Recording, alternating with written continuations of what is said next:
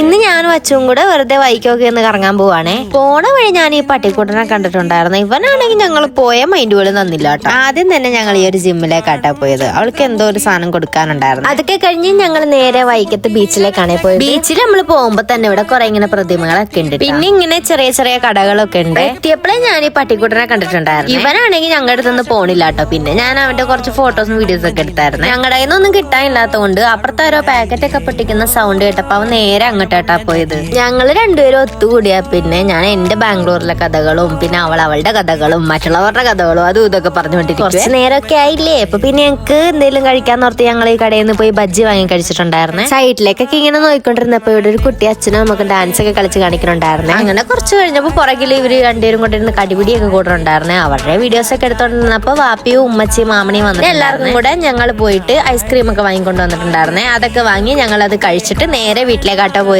വീട്ടിലെത്തിയപ്പോഴേ ഇവന് എനിക്ക് മന്തി പുറത്തുനിന്ന് പാഴ്സൽ വാങ്ങിയിട്ടുണ്ട്. കഴിക്കാനിരിക്കുന്നതിന് മുമ്പ് തന്നെ എന്റെ സീറ്റിൽ ഒരാൾ ഓൾറെഡി കയറി ഇരിപ്പുണ്ട് കേട്ടോ. പിന്നെ അവൻ എങ്ങനെയൊക്കെ പറഞ്ഞ് മനസ്സിലാക്കി ഇറക്കി കഴിഞ്ഞിട്ടാട്ടോ ഞാൻ കഴിക്കായിരുന്നത്.